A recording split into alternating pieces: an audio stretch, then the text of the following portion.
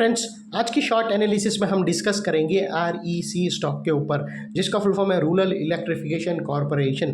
दोस्तों, आप लोगों को बता दूं कि ये स्टॉक अप्रैल 2024 से करेक्शन के अंदर चल रहा है। मोटा मोटी देखो तो दोस्तों 3 महीने करेक्शन में बिता दिए, और करेक्शन में भी दोस्तों इसने सिर्फ और सिर्फ टाइम वाइज करेक्शन दिया है। इसने प्राइस वाइज करेक्शन बिल्कुल भी नहीं दिया है। और टाइम वाइज करेक्शन के अंदर दोस्तों इसने एक बहुत बड़ी रेंज बनाया, वो रेंज के अंदर दोस्तों इसने प्राइस वाइज करेक्शन दिया है। और वो भी दोस्तों एक वॉलेटिलिटी आई थी इलेक्शन के रिजल्ट के दिन, उसकी वजह से इसके अंदर हल्की सी प्राइस वाइज करेक्शन आई। अदरवाइज इसने 3.5 महीने में सिर्फ और सिर्फ महज टाइम वाइज करेक्शन दिया है। और फिलहाल ये स्टॉक को देखो तो दोस्तों मल्टीपल पॉजिटिव फैक्टर्स एक साथ ब्रेकआउट हुए। ये स्टॉक के अंदर दोस्तों एक स्ट्रॉन्ग रेजिस्टेंस था डाउनवर्ड स्लोपिंग पैरेलल चैनल के थ्रू, उसको ब्रेकआउट किया। यहाँ पर करेक्शन कंप्लीट के कंफर्मेशन मिले। यहाँ पर दोस्तों पॉजिटिव हिडन डाइवर्शन मिला और एक बहुत बड़ी रिवर्सल चार्ट पैटर्न मिली है, जिसके तहत ये स्टॉक अपसाइड में 25 से 30% रिटर्न देने के लिए रेडी है। लेकिन दोस्तों इसमें कोई भी मेरी बाय सेल होल्ड रिकमेंडेशन नहीं है, ये प्योरली एजुकेशन पर्पस से आप लोगों से शेयर कर रहा हूँ।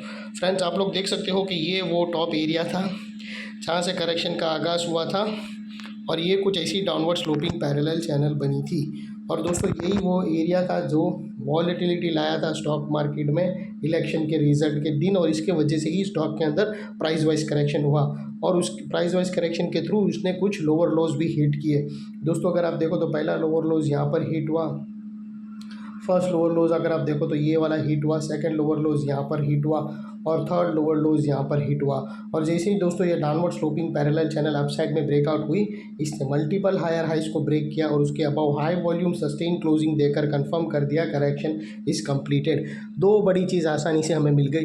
पहले तो इसने डाउनवर्ड स्लोपिंग पैरेलल चैनल को अपसाइड में ब्रेक किया, जो वजह से एक price wise down side correction आया था वो अल्टीमेटली रुक गया ये चैनल के अपवर्ड ब्रेकआउट होने से।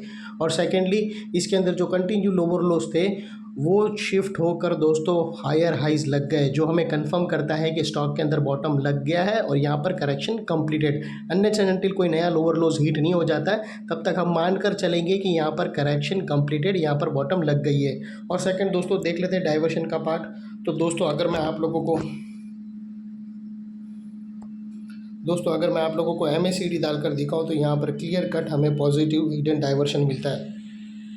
दोस्तों अगर आप प्राइस एक्शन के जो लोअर लोज को अगर आप देखो ना, तो एक ही एरिया पे दोस्तों मैं आप लोगों को बता दूं, दोस्तों अगर आप विटनेस करोगे प्राइस एक्शन को तो आप देखोगे दोस्तों एक ही एरिया पे वो फ्लैट है। दोस्तों अगर आप देखो ना तो यहाँ पर कंटिन्यू फ्लैट है लोअर लोज, जैसे एक ही एरिया पे वो बार बार सपोर्ट लेकर अपसाइड बाउंस मार रहा था। और वही अगर आप MACD के ऑसिलेशन देखो तो वो डाउन साइड में टिल्ट हुए हैं, और यहाँ से हमें ब्रेकआउट मिला है जो कंफर्म करता है अपसाइड मोमेंटम स्टॉक के अंदर।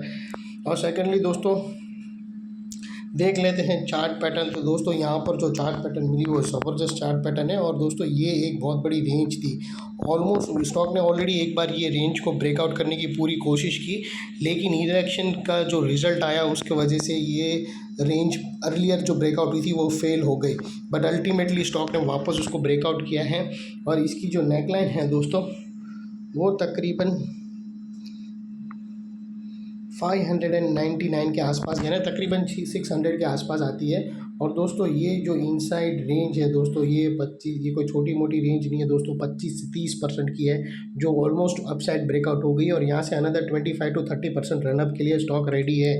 लेकिन दोस्तों एक और चीज़ आप लोगों को बताऊँ, अगर आप देखो दोस्तों तो यहाँ पर स्टॉक ने ब्रेकआउट भी किया और फिर यहाँ पर उसने रिटेस्ट लिया, और रिटेस्ट से भी यहाँ से भी बाउंस दिया है। यानी दोस्तों यहाँ पर कंसोलिडेशन हुआ है ब्रेक नेकलाइन के एग्जैक्टली पास, और कंसोलिडेशन में भी दोस्तों जो एक इम्पोर्टेंट मल्टीपल सपोर्ट वाला एरिया है वहाँ पर उसने सपोर्ट लेकर अपसाइड एक बाउंस दिया है। अभी दोस्तों ये बाउंस हमें देखना है सस्टेन होता है, उसके बाद ही हमें एंट्री लेना है, वो मैं एग्जैक्टली आप लोगों को कुछ ही देर में क्लियर कर दूंगा। और दोस्तों ये जो इनसाइड रेंज है उसके लिहाज से स्टॉक का जो अभी अपसाइड का नेक्स्ट टारगेट आ रहा है वो 800 का आ रहा है, जो तकरीबन निकल कर 28 से 30% होता है।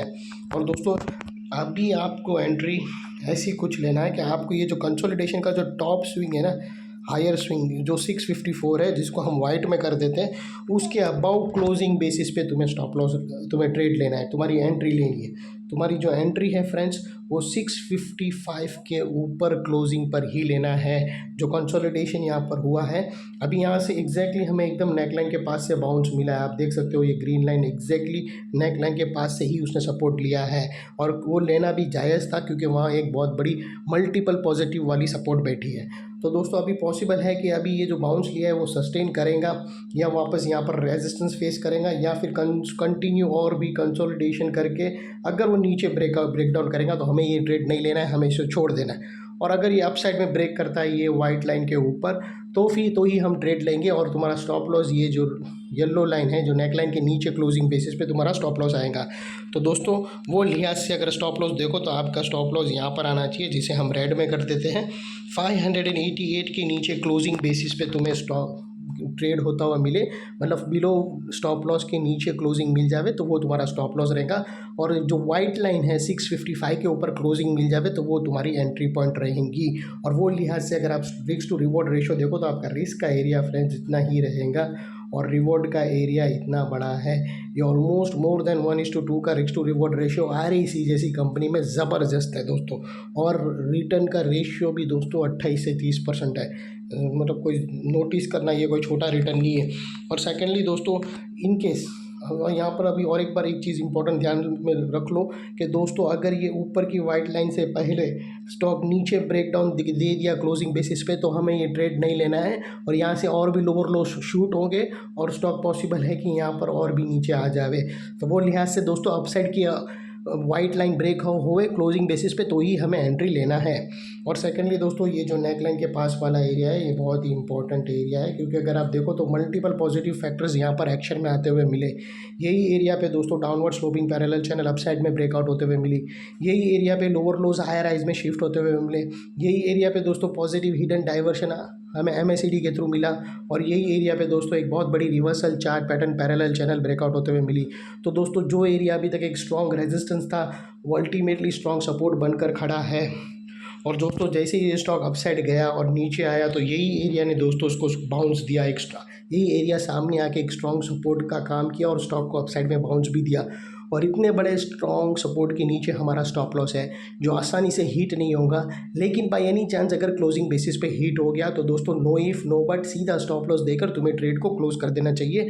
ये थी हमारी एनालिसिस। अच्छी लगे तो प्लीज़ मेरी चैनल को लाइक शेयर सब्सक्राइब करना और अपने फैमिली फ्रेंड्स रिलेटिव में ज़रूर शेयर करना। Thank you.